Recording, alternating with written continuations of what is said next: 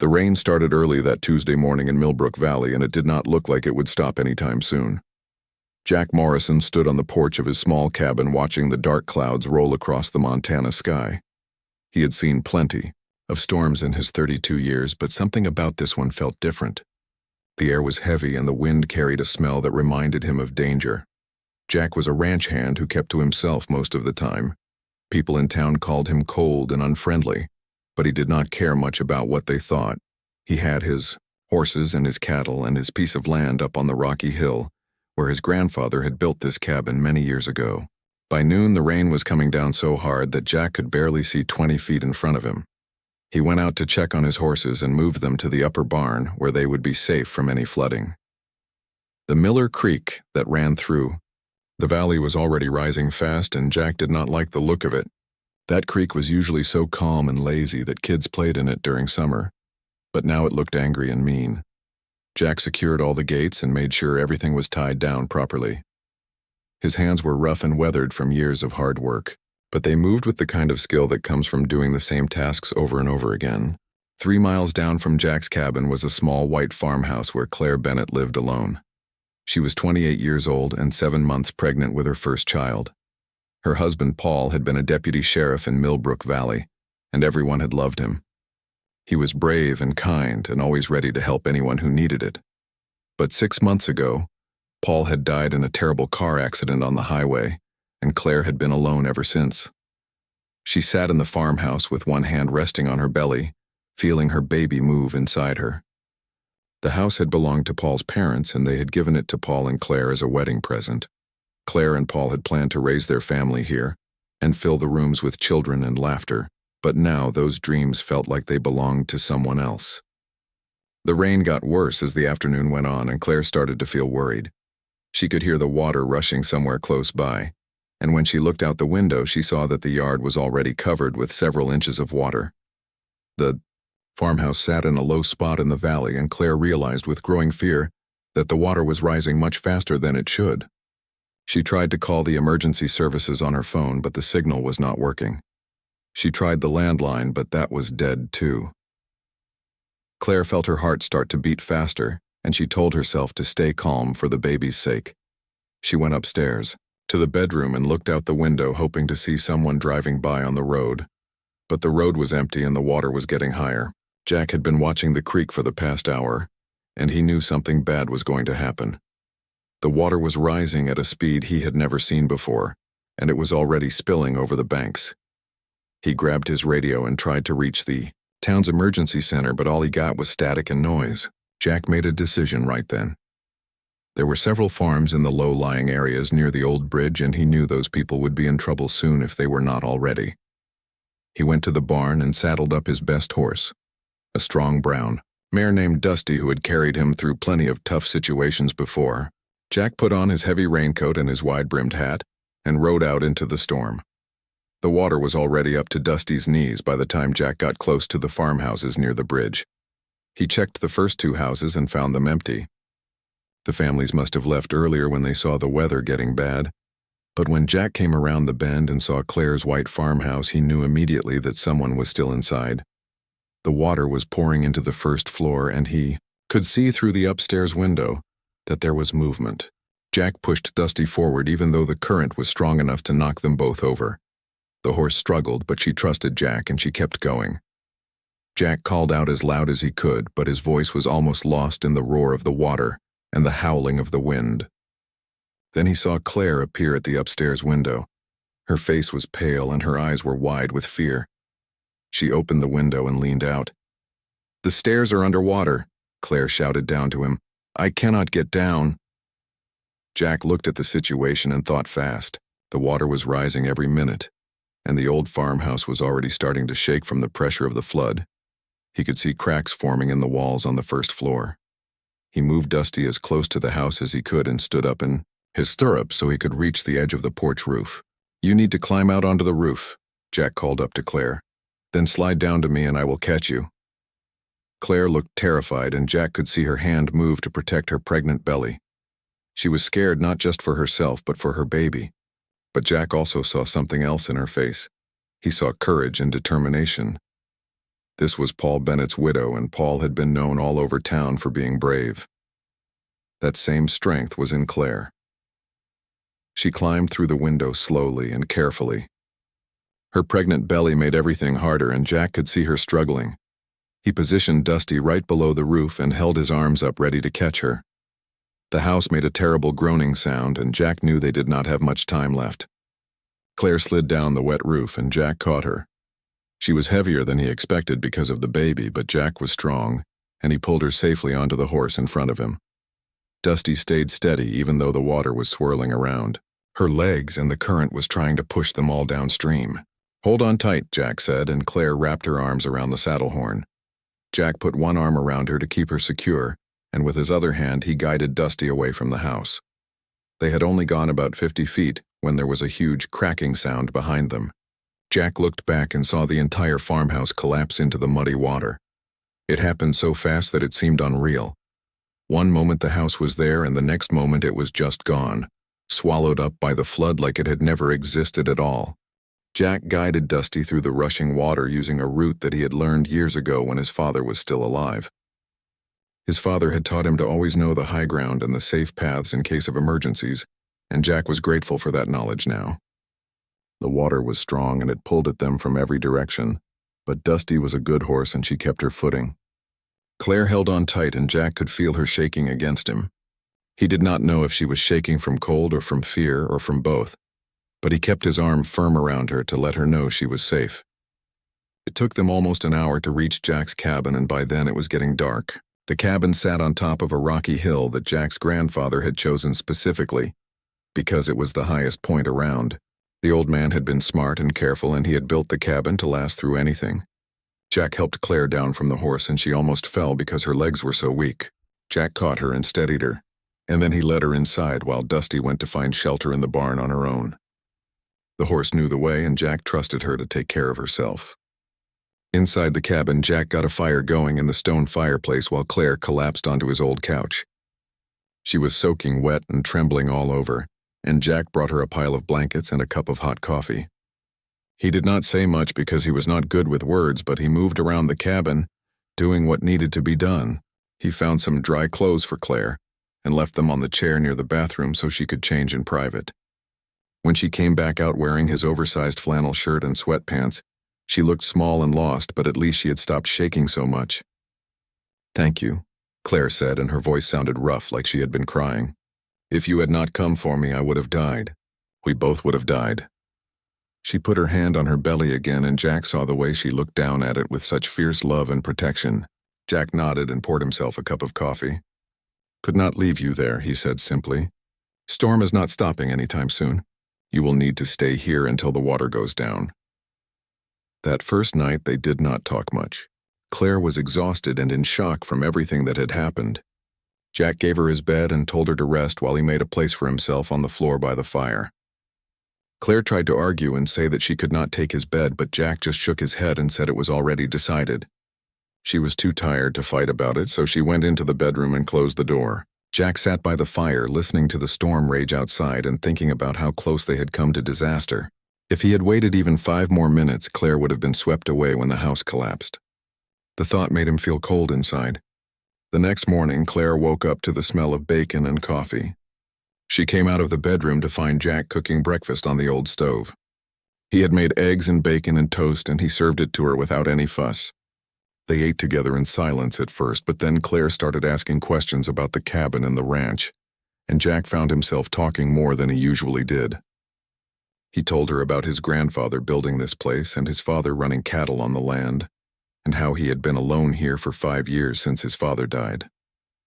He did not mention that he had been lonely because that seemed like too much to say. Claire told Jack about her life with Paul. She told him about how they had met in high school and how Paul had always known he wanted to be in law enforcement. She told him about their wedding and their plans for the baby, and how everything had fallen apart when Paul died. Jack listened and did not interrupt. He was not good at offering comfort or saying the right things, but he could listen, and sometimes that was enough. The storm continued all through that second day and into the night. The rain kept coming down and the wind kept howling, and Jack kept checking to make sure the cabin was secure. He went out several times to check on the horses and to make sure the barn was holding up. Each time he came back soaking wet, and Claire would have hot coffee ready for him. They fell into a kind of routine without even planning it. Jack would work and Claire would handle the inside of the cabin. She cleaned and organized things and cooked meals that were much better than the simple food Jack usually made for himself. He ate everything she put in front of him and always thanked her. On the second night, they sat by the fire and talked more. Claire asked Jack why he lived alone and why he never came into town except when he absolutely had to. Jack thought about it for a long time before answering. "People in town think I am cold," he said finally. "They think I do not care about anyone or anything. Maybe they are right. After my father died, I just wanted to be left alone. It seemed easier than trying to fit in with everyone else." Claire looked at him with those steady eyes. "You are not cold," she said. "A cold man would not have ridden out into a flood to save someone he did not even know." Jack did not know what to say to that, so he just stared into the fire. But something about her words made him feel warmer inside. The third day brought the worst of the storm. The wind was so strong that it shook the cabin, and the rain came down like someone was pouring buckets of water from the sky. Jack and Claire stayed inside and passed the time talking and playing cards with an old deck that had belonged to Jack's father. Claire was good at cards, and she beat Jack at every game they played. He did not mind losing because it was nice to have someone to play with. That evening something happened that changed everything between them. Claire suddenly gasped and put her hand on her belly. Her face went pale and she bent over in pain. Jack jumped up from his chair. "What is wrong?" he asked, and he could hear the fear in his own voice. "Contractions," Claire said through gritted teeth. "But it is too early. The baby is not supposed to come for 2 more months." Jack had helped with plenty of animals being born on the ranch, but he had never dealt with a human birth, and especially not a premature one. He tried to stay calm for Claire's sake. He got her to lie down on the couch and he brought her water and blankets. The contractions kept coming and Claire gripped his hand so hard that it hurt, but Jack did not pull away. He stayed right there with her and talked to her in a low, steady voice. He told her she was strong and that everything would be okay, even though he had no idea if that was true. The emergency town council meeting was held that evening in the part of the town hall that had not been damaged by the flood. Claire and Jack sat on hard wooden chairs facing the council members who were arranged behind a long table like judges at a trial. Mayor Frank Cooper sat in the middle with Pastor Hamilton on his right and Margaret Cole on his left. There were 4 other council members and all of them looked serious and uncomfortable. Claire felt like she was in a nightmare that she could not wake up from. The mayor cleared his throat several times before he spoke. "Claire, Jack, thank you for coming. I know this has been a difficult time for everyone, but the council has been discussing a matter of great importance. A matter that concerns both of you directly." "What matter?" Jack asked, and his voice was flat and cold. Claire had noticed that Jack's face became like stone when he was angry. All the warmth disappeared and his eyes turned hard as granite. He looked like that now. The mayor shifted in his seat. "As Pastor Hamilton mentioned earlier, the circumstances of the past few days have created a situation that requires action. You are both respected members of this community, and we have a responsibility to protect not just your reputations, but the reputation of this town." "Get to the point," Jack said. Pastor Hamilton leaned forward. "Very well, I will be direct. Jack Morrison, you must marry Claire Bennett immediately before the child is born. It is the only way to resolve this situation with honor and dignity." For a moment there was complete silence in the room. Claire felt like someone had punched her in the stomach. She looked at Jack and saw that his face had somehow gotten even harder. When he spoke, his voice was quiet, but it carried clearly through the room. "You want to force us to get married because I saved her life." "No one is forcing anything," the mayor said quickly. "We are simply pointing out the only acceptable solution to a difficult problem. You spent 3 nights alone together. People are talking. They will continue to talk unless something is done to legitimize the situation." Margaret Cole spoke up then, and her voice was sharp. "Claire, you need to think about your child. Think about what people will say. Think about the questions they will ask. Is it really Paul's baby? Did something happen in that cabin? These whispers will follow your child for its entire life unless you do the right thing now." Claire found her voice. "The right thing? The right thing would be for all of you to mind your own business. Jack saved my life. He was a perfect gentleman. Nothing happened. It does not matter if nothing happened, Margaret said coldly. What matters is what it looks like. We live in a small town with traditional values. You are a widow. He is an unmarried man. 3 nights alone together. Do the math, Claire. Claire stood up and her hands were shaking with anger. This is insane. You cannot blackmail us into marriage. The mayor looked genuinely pained. We are not blackmailing anyone. We are trying to help you see the reality of your situation. Claire, you have lost your home. You have no income. You have a baby coming in 2 months. This town has always taken care of Paul Bennett's widow, but our support comes with certain expectations. The threat was clear, even though the mayor tried to make it sound gentle. Claire would not get any help from the town unless she did what they wanted. She would be cut off and left to struggle on her own with a newborn baby. Jack stood up beside her and his presence was solid and strong. And what about me? Jack asked. What happens if I refuse to go along with this scheme? One of the other council members, a man named Gregory Porter who owned the feed store, spoke up. Your ranch depends on this community, Jack. You use our roads to get your cattle to market. You buy supplies from our stores. You rely on our goodwill in 100 different ways. It would be a shame if that relationship became difficult. Jack's jaw clenched so hard that Claire could see the muscles jumping. You would ruin me because I saved a woman's life. No one wants to ruin anyone, the mayor said. We want to help you both. Marriage is a practical solution. Claire needs a husband and a father for her child. You need a family. It makes sense for everyone. Claire felt tears starting to burn in her eyes, but she refused to let them fall. She would not give these people the satisfaction of seeing her cry. You are asking us to build our lives on a lie. To get married not because we love each other, but because you are afraid of gossip. Pastor Hamilton stood up and his voice took on the tone he used from the pulpit. Marriage is not just about love, Claire. It is about commitment and responsibility and doing what is right for the community. You and Jack can learn to care for each other. Many successful marriages have started with less. Jack turned to leave and Claire started to follow him, but the mayor called out, Think about it, please. You have until tomorrow evening to give us your answer. But I urge you both to consider carefully what is at stake here.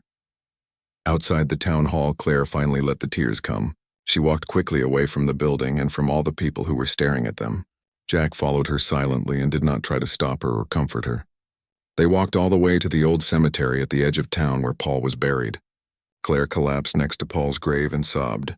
I am so sorry, she whispered to the headstone. I am so sorry, Paul. I do not know what to do. Jack stood a few feet away with his hands in his pockets and gave her space to grieve. When Claire's tears finally slowed down, she looked up at him. In the fading light of evening, he looked tired and sad and older than his 32 years. You do not have to do this, Claire said. You saved my life. You do not owe me anything more. I will figure something out. Maybe I can move to another town where no one knows me. Jack was quiet for a long time. He looked out at the valley and at the mountains beyond, and at the sky that was turning pink and orange with the sunset. When he finally spoke, his voice was thoughtful. I have been alone for a long time, he said. After my father died, I convinced myself that I was better off that way. No one to worry about. No one to disappoint.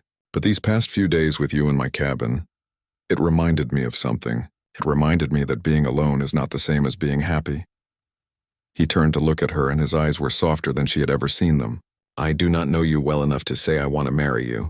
But I know you are brave and strong and you love your baby more than anything. Those are good qualities. Important qualities. Claire wiped her eyes. Jack, you cannot marry me out of pity. I'm not talking about pity, Jack said. I am talking about partnership. You need stability and protection for your child. I need a reason to care about something besides just surviving day to day. Maybe we can give each other what we need. But what about love? Claire asked. Do you not want to marry someone you actually love? Jack gave a small, sad smile. I am 32 years old and I have never been in love. Maybe that kind of love is not meant for everyone. Maybe there are different kinds of love, partnership, respect, friendship. Maybe that is enough. The contractions lasted for almost 2 hours, and Jack stayed with Claire the entire time. He had never felt so helpless in his life, but he did not let it show on his face. He kept his voice calm and his hand steady, even though inside he was terrified that something terrible was going to happen. Claire was in so much pain, and there was nothing he could do except be there with her. Finally, the contractions started to slow down, and then they stopped completely. Claire lay on the couch breathing hard and sweating, and Jack wiped her forehead with a cool cloth. False labor, Claire said when she could speak again. Sometimes it happens. The baby is okay. I can still feel movement. Jack felt relief wash over him like a wave. He sat back in his chair and realized that his shirt was soaked with sweat even though he had not been the one in pain. Claire looked at him with tired eyes and gave him a small smile. You were good, she said. You stayed calm. Paul would have been running around panicking, but you just stayed calm. Jack did not know what to say to that. He got up and made them both some tea, and they sat together in the quiet cabin, listening to the rain on the roof. Something had shifted between them during those 2 hours. It was like they had crossed some kind of line and could not go back to being strangers. Claire had trusted him with the most vulnerable moment of her life, and Jack had not let her down. That meant something even if neither of them could put it into words. The storm finally ended on the morning of the 4th day. Jack woke up to silence, and at first he thought something was wrong, because the sound of the rain had been constant for so long. But when he looked outside, he saw that the sky was clearing, and the sun was trying to break through the clouds. The water had started to go down, but the damage it left behind was terrible. Jack could see uprooted trees and debris scattered everywhere. The valley looked like a war zone. Jack told Claire they could go into town now and see what had happened. She got ready slowly because she was still sore and tired from the false labor. Jack saddled up Dusty and helped Claire onto the horse, and then he climbed up behind her. They rode down from the hill toward town, and with every mile they traveled, the destruction got worse. Fences were destroyed and fields were covered in mud and debris. They passed what was left of the old bridge, and it was just gone, washed away completely. When they reached Millbrook Valley, the sight made Claire gasp. At least 12 houses had been destroyed or badly damaged. The main street was covered in mud and tree branches. People were everywhere trying to salvage what they could from their ruined homes. The community center had been turned into an emergency shelter, and there were families camped out in the parking lot. Jack rode straight to the center and helped Claire down. People stopped what they were doing and stared at them. Jack did not think anything of it at first. He figured people were just surprised to see them alive since Claire's house had been in the direct path of the flood. But as they walked toward the community center, Jack started to notice the looks people were giving them. The looks were not just surprise or relief. There was something else in those looks, something that made Jack feel uneasy. Margaret Cole, who was the mayor's wife, came up to them with a tight smile on her face. "Claire, dear, we are so glad you are safe," she said. "We heard about your house. What a terrible tragedy." "Jack saved me," Claire said. "If he had not come when he did, I would have died." Margaret's smile got even tighter. "Yes, we heard about that too. How fortunate that Jack was there." The way she said it made it sound like it was not fortunate at all. She looked at Jack with cold eyes. "You must have taken very good care of her." Jack did not understand what was happening, but he knew it was not good. He nodded shortly and said, "Just did what anyone would do." Margaret made a small humming sound and walked away. Other people came up to talk to Claire, and all of them had that same strange tone in their voices. They said they were glad she was safe, but their eyes said something different. Claire seemed confused by it too. She kept looking at Jack like she was trying to understand what was going on. It was Pastor George Hamilton who finally made everything clear. He was a tall, thin man with gray hair and a stern face who had been the preacher at Millbrook Valley Church for 30 years. Everyone in town respected him, or at least feared him. He came up to Claire and Jack as they were getting food from the relief table. "Claire, I need to speak with you," the pastor said. "In private," Claire frowned. "Whatever you need to say, you can say in front of Jack." The pastor's jaw tightened. "Very well. Claire, we need to discuss your situation. The circumstances of the past few days have created a problem for this community." "A problem?" Claire repeated. "What problem?" "You spent 3 nights alone with Jack Morrison in his cabin," the pastor said bluntly. "Unchaperoned, unmarried. The 2 of you alone together." Claire stared at him like he had spoken in a foreign language. "He saved my life," she said slowly. "There was a flood. He gave me shelter." "I am not questioning his heroism," the pastor said. "But this is a small town, Claire. We have values. We have standards. Your late husband was one of the finest men this community has ever known. His memory deserves to be protected." Jack felt anger start to burn in his chest. "Are you saying I did something wrong?" he asked, and his voice came out hard and dangerous. "Are you saying I took advantage of her?" The pastor turned to him. "I am saying that appearances matter, Jack. Whether anything happened or not is beside the point. What matters is what people will think, what they are already thinking. Claire is a widow carrying her husband's child. The appearance of impropriety is almost as damaging as the act itself. Claire's face had gone very pale. You cannot be serious. You are judging us for surviving a natural disaster? I am trying to protect you, the pastor said. Both of you, but especially your child. Do you want your baby to grow up under a cloud of scandal? Do you want people whispering about whether Paul Bennett was really the father? The words hit Claire like a slap. Jack saw her sway on her feet and he put his hand on her arm to steady her. Around them, people had stopped what they were doing to watch and listen. Linda Price, the schoolteacher, whispered something to the woman next to her. Old Henry Tucker shook his head sadly. Betty Freeman, who ran the general store, looked at Claire with pity and disgust mixed together. Jack wanted to hit something. He wanted to yell at all these small-minded people who could turn a rescue into something dirty. But he knew that would only make things worse. He could feel Claire shaking beside him, and he knew she was close to breaking down. "Come on," he said quietly to Claire. "Let us get out of here." But before they could leave, Mayor Frank Cooper appeared with several members of the town council. The mayor was a short, round man who always looked worried about something. Right now, he looked more worried than usual. "Jack, Claire, please wait," the mayor said. "We need to talk to you both tonight. There is going to be an emergency council meeting and your presence is required." When the reception finally ended, Jack drove Claire back to his cabin in his old pickup truck. They did not talk much during the drive because there did not seem to be much to say. They were married now. They were husband and wife. But they were still strangers in many ways, and both of them were trying to figure out what that meant. The cabin looked the same as it had when Claire had stayed there during the flood, but somehow it felt different now. This was her home now. She was going to live here with Jack and raise her baby here. The thought was both comforting and terrifying. Jack carried her small bag of belongings inside and set it down in the bedroom. "You should take the bedroom," he said. "I will sleep out here by the fire like before." Claire frowned. "Jack, this is your house. I cannot kick you out of your own bedroom." "You are my wife now," Jack said simply. "You should have the bedroom, especially with the baby coming. You need to be comfortable." They argued about it for a few minutes, but Jack was stubborn and would not change his mind. Finally, Claire gave up and unpacked her few belongings in the bedroom. She hung up the blue dress she had worn for the wedding and put her other clothes in the old wooden dresser. It did not take long because she did not have much. Everything she owned had been in the farmhouse, and that was gone now, washed away by the flood. She had lost Paul's things too. His clothes and his books and the photos of them together. All of it was gone, and that hurt more than losing the physical house. The first few weeks of their marriage were strange and awkward. Jack and Claire moved around each other carefully like two people trying not to bump into each other in a small space. Jack went out early every morning to work on the ranch and came back in the evening tired and dirty. Claire cleaned the cabin and cooked meals and tried to make the place feel more like a home. She found some curtains in a box in the closet and hung them up in the windows. She organized Jack's messy kitchen and scrubbed the floors until they shined. She planted some herbs in pots on the porch even though it was late in the season. Jack noticed all the small changes she made, but he did not say much about them. He just nodded his approval and ate the good meal she cooked and seemed grateful for the order she brought to his life. They ate dinner together every night, and gradually they started talking more.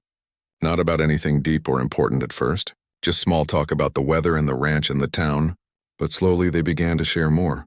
Claire told Jack about her childhood and her parents who had died in a car accident when she was 16. Jack told Claire about growing up on the ranch with his father, and how hard it had been after his mother died when he was just 10 years old. "My father never remarried," Jack said one evening as they sat on the porch watching the sun go down. "He loved my mother so much that he could not imagine being with anyone else. I always thought that was noble, but now I think maybe it was just lonely. He spent the last 20 years of his life alone." Claire looked at him thoughtfully. "Do you think he was happy?" Jack shrugged. "I do not know." He never complained. He worked hard and took care of the ranch and raised me the best he could. But I do not think he was happy. I think he was just existing, going through the motions. "Is that what you were doing before the flood?" Claire asked gently. "Just existing?" Jack was quiet for a long moment. "Yes," he finally said. "I was just existing. Every day was the same. Work, eat, sleep, repeat. I told myself I was fine, but I was not. I was lonely, and I did not even realize it until you came here. Claire felt something warm spread through her chest at his words. She reached over and took his hand. I am glad I am here, she said. Even though this is not how either of us planned our lives, I am glad we are doing this together. Jack squeezed her hand, and they sat there in comfortable silence, watching the colors change in the sky. As the weeks passed, Claire's belly grew bigger and the baby became more active. Jack would sometimes sit beside her in the evening and feel the baby kick. The first time the baby kicked against his hand, Jack's eyes went wide with wonder. He is strong, Jack said with something like awe in his voice. Or she, Claire said with a smile. We do not know yet. He or she, Jack agreed. Either way, this baby is going to be a fighter. Jack started preparing for the baby's arrival with the same quiet efficiency he brought to everything else. He cleared out the small room next to the bedroom and turned it into a nursery. He built a crib from wood he had stored in the barn and sanded it until it was smooth as silk. He painted the walls a soft yellow color that Claire had said she liked. He installed shelves for baby supplies and made sure the window was secure. Claire watched him work and felt her heart grow warmer toward this man who was doing everything he could to be a good father to a child that was not even his. The town gradually stopped talking about the scandal of their marriage. People had new things to gossip about and new problems to worry about. The flood damage was taking months to repair, and everyone was busy rebuilding and trying to get back to normal. Jack and Claire went into town once a week for supplies and church, and they were polite to everyone they met. Some people were still cold to them, but most had moved on. Margaret Cole still looked at them with disapproval, but even she had stopped making comments. One Saturday afternoon, about 6 weeks after the wedding, Claire was in town at the general store when she ran into Betty Freeman, the store owner. Betty had been cool to Claire since the forced marriage, but today she seemed different, softer somehow. How are you feeling? Betty asked, and she seemed to actually mean it. Tired, Claire admitted. The baby is due in 3 weeks and I'm ready for it to be over. Betty smiled. I remember that feeling.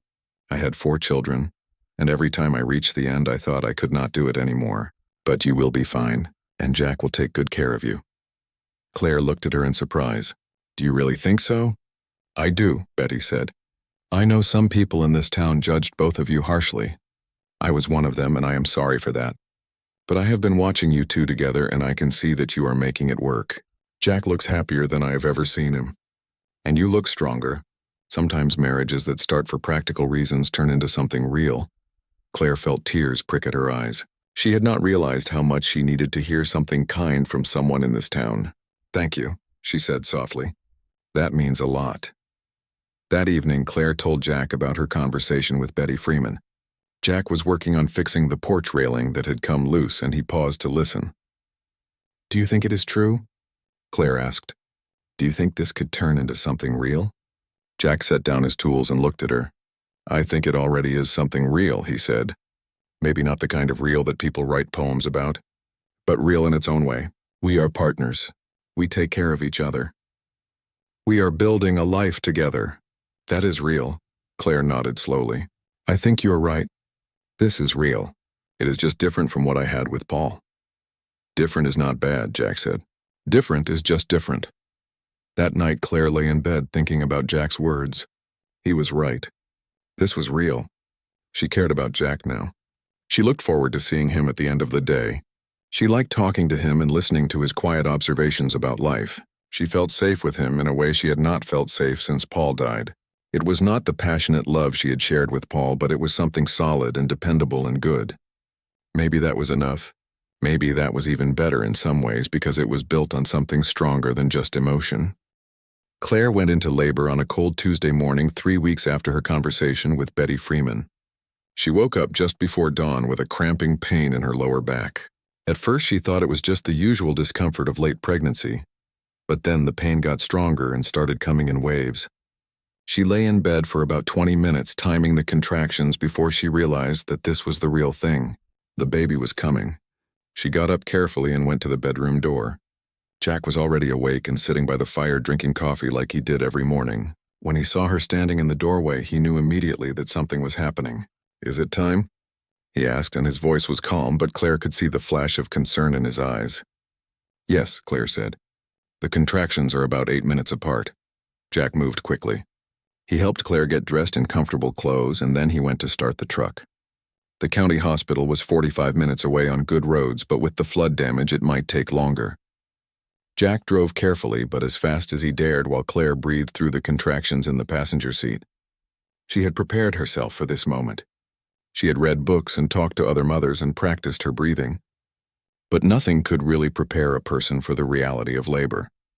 The pain was intense, and each contraction felt like it might break her in half. Jack reached over and took her hand. "You are doing great," he said. "Just keep breathing. We will be there soon." They made it to the hospital with time to spare. The nurses took Claire to a delivery room and got her settled, while Jack filled out paperwork at the front desk. When he came back to the room, Claire was already in a hospital gown and hooked up to monitors. The nurse was checking the baby's heartbeat and Claire's vital signs. "Everything looks good," the nurse said cheerfully.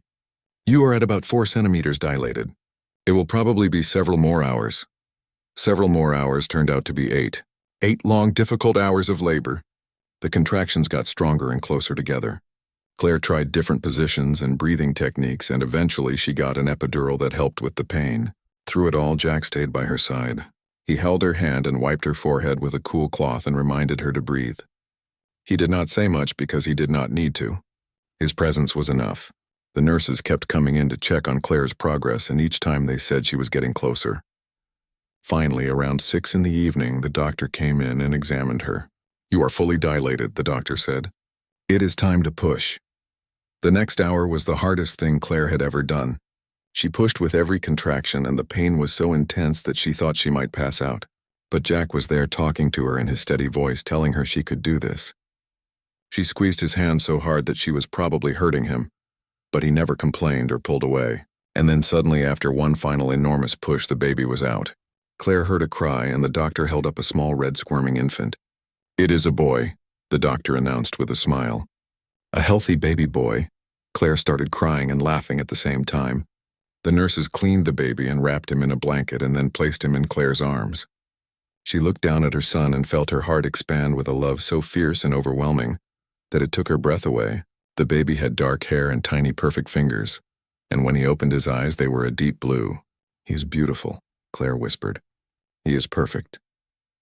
Jack stood beside the bed looking down at the baby, and his face was full of wonder. Claire could see tears shining in his eyes even though he was trying to blink them away. She reached out and took his hand. "Do you want to hold him?" she asked. Jack nodded and carefully took the baby from her arms. He held the infant with surprising gentleness for such a rough man.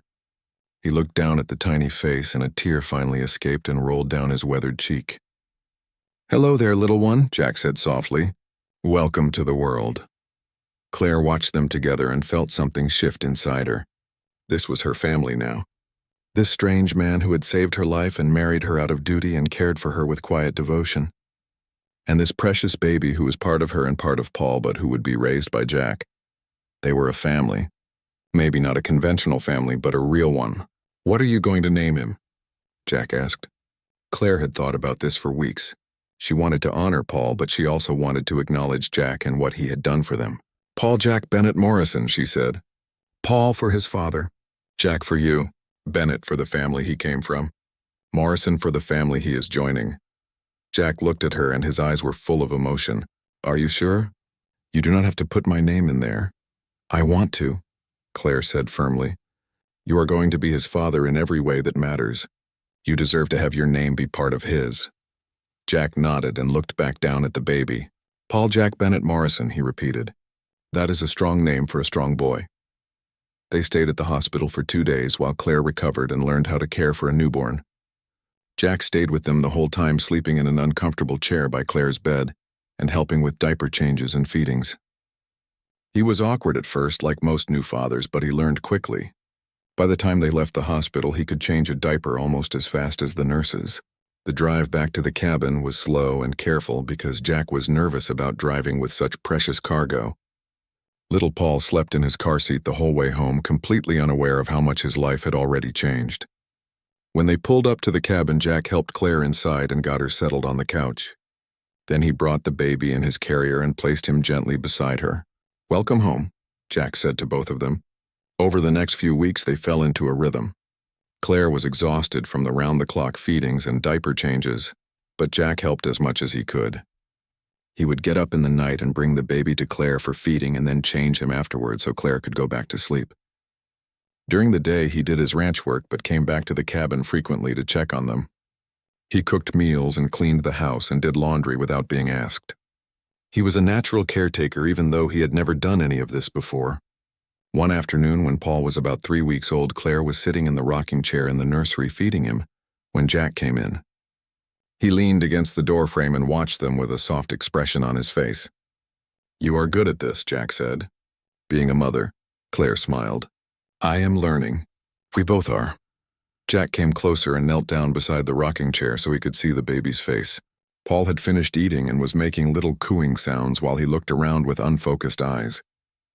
"He looks like you," Jack said. "He looks like Paul," Claire corrected gently. "He has Paul's nose and Paul's chin." "Maybe," Jack said. "But he has your determination. I can already see it in him." Claire reached out and touched Jack's face with her free hand. It was the first time she had initiated physical contact with him beyond holding hands. Jack looked surprised, but he did not pull away. "Thank you," Claire said. "For everything. For saving us from the flood, for marrying me when you did not have to, for being here now and helping me raise this baby. You have given us so much." Jack covered her hand with his. "You have given me something too," he said. "You have given me a family, a purpose, a reason to be more than just someone who exists. I was so alone before you came into my life, and I did not even realize how much I needed this." They looked at each other for a long moment, and something passed between them, something that felt like understanding and connection, and maybe the beginning of something deeper. Claire did not sleep at all that night. The town had set up cots in the community center for people who had lost their homes, and Claire lay on one of those cots staring at the ceiling. Around her, other displaced families slept or whispered to each other. Children cried softly. Someone snored. But Claire could not quiet her mind enough to rest. She kept thinking about Jack's words in the cemetery. Partnership, respect, friendship, maybe that is enough.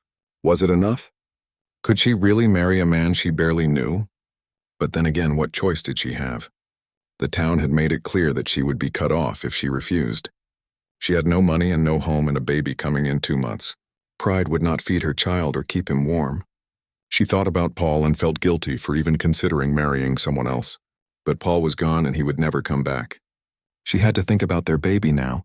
She had to do what was best for this innocent life growing inside her. And if she was being completely honest with herself, Jack was not a bad man. He was quiet and rough around the edges, but he had been kind to her. He had risked his life to save her. He had taken care of her during the storm without asking for anything in return. There were worse men she could be forced to marry.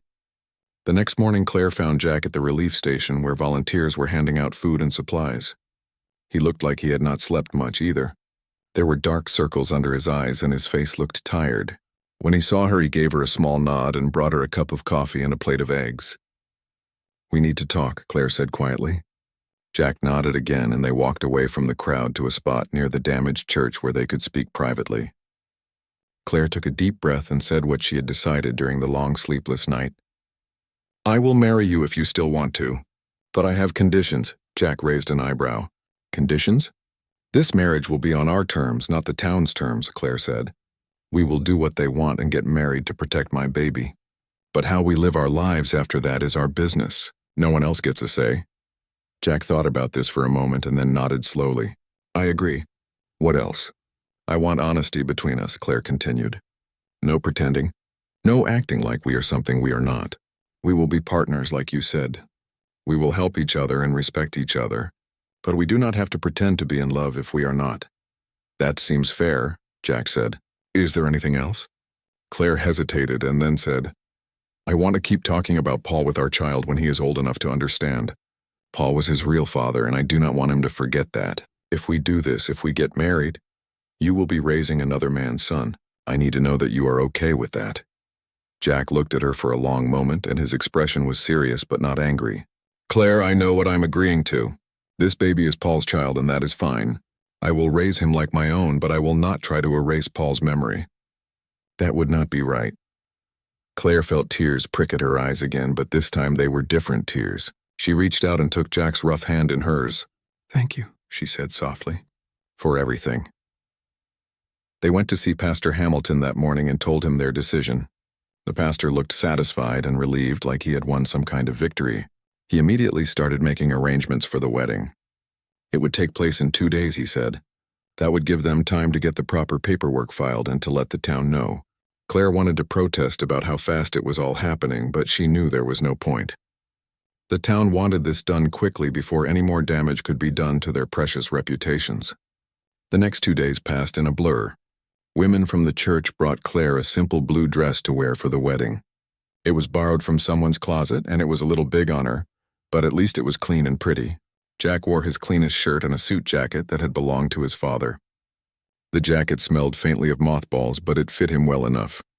His hair was slicked back and he had shaved carefully. He looked uncomfortable and stiff in the formal clothes, but Claire thought he looked handsome in a rough sort of way.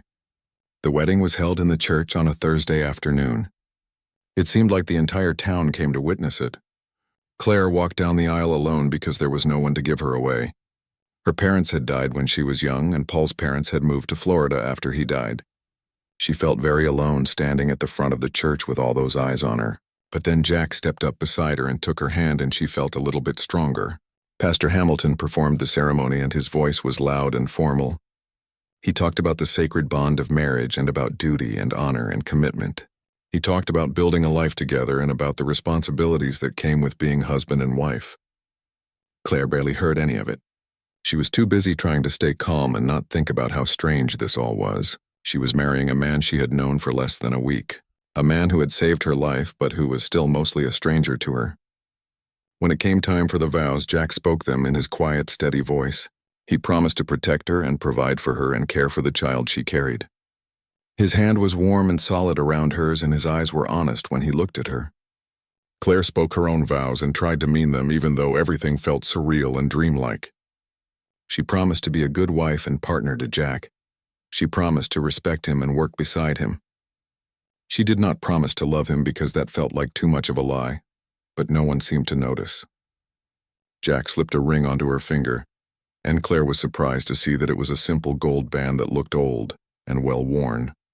"It was my mother's," Jack said quietly so that only she could hear. "I want you to have it." Claire looked down at the ring and felt something twist in her chest.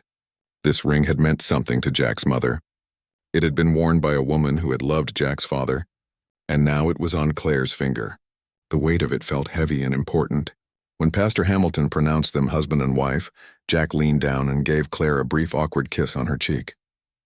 It was not romantic, but it was not cold either. It was the kiss of two people who were trying to figure out how to be together.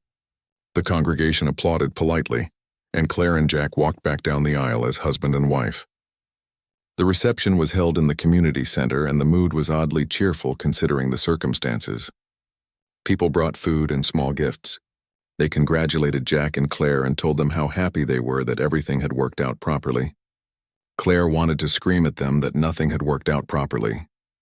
She had been forced into this marriage by their judgment and their threats, but she kept a smile on her face and thanked everyone politely. Jack stood beside her with his hand resting lightly on her back, and that small touch helped her get through it all. Margaret Cole came up to them with a tight smile. "I am so glad you both did the right thing," she said. "This is much better for everyone, especially the baby." Claire bit back the angry words that wanted to come out. Instead, she just nodded and said, "Thank you for your concern." As the evening went on, Claire found herself watching Jack. He was not comfortable at social gatherings, and she could tell he wanted to leave. He stood stiff and awkward while people talked to him, and he answered their questions with as few words as possible. But he never left Claire's side. He stayed right there with her, even though she knew he would rather be anywhere else. That meant something to Claire. It showed her that Jack was a man who kept his promises even when things were difficult. As winter turned to spring and spring turned to summer, the Morrison Ranch came alive in ways it never had before. The cabin that had been so quiet and empty for so long was now filled with the sounds of a baby, crying and laughing and babbling. Claire's presence had transformed the stark bachelor space into a real home. There were curtains on the windows and flowers in pots on the porch. There were toys scattered on the floor and baby clothes hanging on the line to dry. Jack's life had completely changed, and he could not imagine going back to the way things were before. Little Paul grew quickly and reached all his milestones right on time. He smiled at 6 weeks and started reaching for things at 3 months. By 6 months he was sitting up on his own, and by 8 months he was crawling all over the cabin getting into everything. Jack baby-proofed the house and put gates on the stairs and watched the little boy with a mixture of pride and amazement. He had never expected to be a father, but now that he was, he could not imagine his life any other way. Claire watched Jack with Paul and fell more in love with him every day. Not the wild, passionate love she had felt for her first husband, but a deeper, quieter love built on respect and trust and shared experience. She loved the way Jack got down on the floor to play with Paul. She loved how gentle he was when he held the baby, and how patient he was when Paul cried. She loved watching Jack teach Paul about the ranch and the animals, even though the baby was too young to understand. Jack would carry Paul out to the barn and introduce him to the horses and the cattle, and tell him about how to take care of them. Paul would just stare at everything with wide, curious eyes and make happy gurgling sounds. The town had long since stopped talking about the scandal of their marriage. Most people had come to accept Jack and Claire as a normal married couple. Some people, like Betty Freeman, had even apologized for their harsh judgment. Others, like Margaret Cole, still looked at them with disapproval, but Claire had learned not to care. She had her family and her home, and that was all that mattered. One evening in late summer when Paul was 9 months old, Jack came home from checking the fences to find Claire sitting on the porch steps crying. He immediately sat down beside her and put his arm around her shoulders. "What is wrong?" he asked. "Is Paul okay?" "Paul is fine," Claire said, wiping her eyes. "He is napping. I am just having a difficult day. I was looking through some old photos that someone in town gave me. They found them in the debris from the flood and thought I might want them. They are pictures of Paul and me from before, from when we were happy." Jack did not say anything right away. He just held her and let her cry. When her tears finally slowed down, he spoke quietly. "Do you regret this, us?" Claire looked at him in surprise. "No. Why would you think that?" "Because you loved him," Jack said. "And you are stuck with me instead." Claire took Jack's face in both her hands and made him look at her. "I am not stuck with you, Jack Morrison. I chose this. Maybe the town forced us to get married, but I chose to stay. I chose to build this life with you. And I am grateful every day that I made that choice." "But you still miss him," Jack said. "Of course I miss him," Claire said. "He was my first love. He was Paul's biological father. I will always love him and miss him. But that does not mean I do not love you too. They are different kinds of love, but they are both real." Jack looked at her with something like hope in his eyes. "You love me?" Claire realized she had never said those words to him before. In all their months together, they had been partners and friends and co-parents, but they had never spoken about love. She had been afraid to say it because she did not know if he felt the same way. But looking at him now, she knew she had to be brave. "Yes," she said. "I love you, Jack. I love the way you take care of us. I love how patient you are with Paul. I love your quiet strength and your gentle heart. I love the man you are and the father you have become. I do not love you the same way I loved my first husband, but I love you in a way that is just as real and maybe even deeper." Jack pulled her close and kissed her. It was their first real kiss since the awkward peck at their wedding. This kiss was full of emotion and promise and all the feelings they had been holding back for months. When they finally pulled apart, they were both breathless. "I love you too," Jack said. "I have loved you for a long time, but I was afraid to say it. I thought you would think I was trying to replace Paul or that I expected something you could not give. But I love you, Claire. I love you, and I love that baby in there like he is my own. You are my family, and I will spend the rest of my life taking care of both of you." They sat on the porch steps holding each other as the sun set behind the mountains. Inside the cabin, they could hear Paul starting to wake up from his nap. His happy babbling sounds drifted out through the open window. Jack and Claire smiled at each other and went inside to get their son. As the months and years passed, the Morrison Ranch continued to thrive. Jack and Claire worked together to build something successful and sustainable. They added more cattle and bought some land from a neighbor who was retiring. They fixed up the cabin and added a proper second bathroom and a bigger kitchen. They became known in the area as good people who worked hard and treated others fairly. Paul grew into a happy, healthy little boy who loved the ranch and the animals and his parents. Jack taught him to ride a horse before he could even walk properly. Claire taught him to read before he started school. When Paul was old enough to ask questions about his biological father, Claire and Jack told him the truth. They showed him pictures of Paul Sr. and told him stories about what a good man he had been. They took young Paul to visit his father's grave and taught him to be proud of where he came from. "Your first daddy loved you very much," Claire would tell him. "He died before you were born, but he wanted you so badly. And your other daddy loves you just as much. You are lucky because you have two fathers who love you." Young Paul seemed to accept this explanation easily, the way children do. He loved both his daddies, the one he never met and the one who raised him. He never felt confused or conflicted about it. It was just the way his family was. The town of Millbrook Valley slowly rebuilt from the flood. The bridge was replaced and the damaged houses were either repaired or torn down and rebuilt. New families moved in and old families moved away. Life went on the way it always does. But people still remembered the flood and the dramatic rescue and the forced marriage that had seemed so scandalous at the time. Over the years, the story became a kind of legend in the town. People would tell newcomers about how Jack Morrison had ridden out into the flood to save Claire Bennett, and how the town had made them get married, and how it had all worked out in the end. "It just goes to show you," Betty Freeman would say, "that sometimes things happen for a reason. That flood was a terrible tragedy, but it brought those two people together. And now they have the happiest marriage in town." Margaret Cole still insisted that the town had done the right thing by forcing the marriage. "We upheld our values," she would say. "We protected that child from scandal, and it turned out well, so clearly we made the correct decision." But Claire and Jack knew the truth. The town had not brought them together out of kindness or concern. The town had been worried about appearances and reputation. They had used fear and social pressure to force two people into marriage. It was wrong and unkind and small-minded, but somehow, despite all of that, or maybe because of it, something real and good had grown from those forced beginnings.